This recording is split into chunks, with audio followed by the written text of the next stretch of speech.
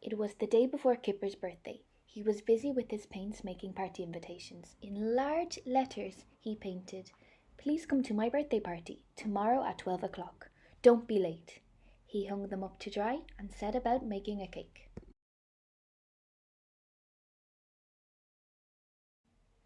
Kipper had not made a cake before. He put some currants and eggs and currants and flour and sugar and currants into a bowl. Then he stirred the mixture until his arm ached. Next he added some cherries and stirred it once more. Then he rolled it with the rolling pin and looked at what he had made. "I've made a flat thing," he said. Kipper squeezed the flat thing into a cake shape and watched it bake in the oven. To his surprise, it changed itself slowly into a sort of heap, but it smelled good. He put the last remaining cherry on top for decoration. By this time, the party invitations were dry. "Oh, I'll deliver them tomorrow," yawned Kipper. "It's too late now." Kipper woke up bright and early on his birthday. His first thought was, "Balloons! We must have balloons!" But as he rushed downstairs, another thought popped into his head. Invitations! Kipper ran all the way to his best friend's house and stuffed the invitations into Tiger's hand. "That one's yours, and those are for the others," he panted. "Can't stop! Balloons!" When he had gone, Tiger opened the invitation.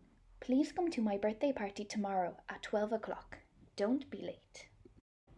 At 12 o'clock, Kipper carefully placed the cake on the table and sat down to wait for a knock at the door. He waited and waited, but nobody came, not even Tiger.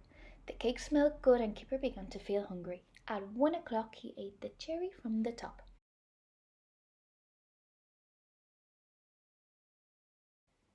2 o'clock passed. Still nobody came.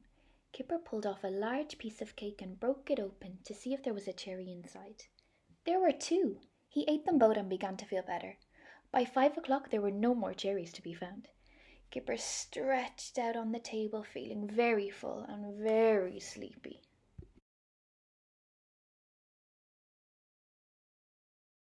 Kipper slept through the evening and into the night. He dreamt that he was climbing a mountain made of cake and dodging great cake boulders as they crashed towards him. Even when the sun streamed through his window the next morning, he did not wake, but snored peacefully until noon, when he was woken by a knock at the door.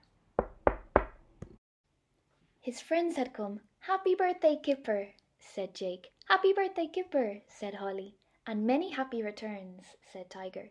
Kipper blinked and rubbed his eyes. "But my birthday was yesterday," he said sleepily.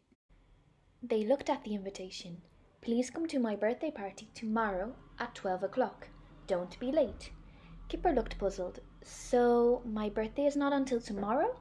he said. "We haven't missed it at all."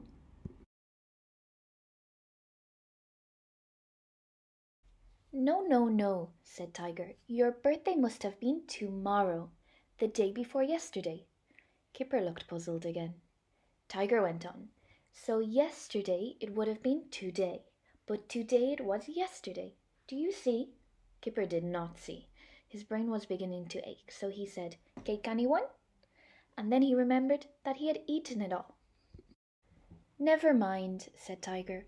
"Why don't you open your presents?" The presents seemed a bit odd. The first was a napkin from Jake.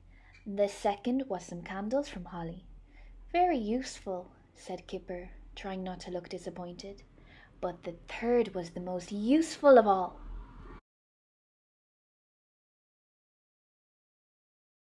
It was a cake.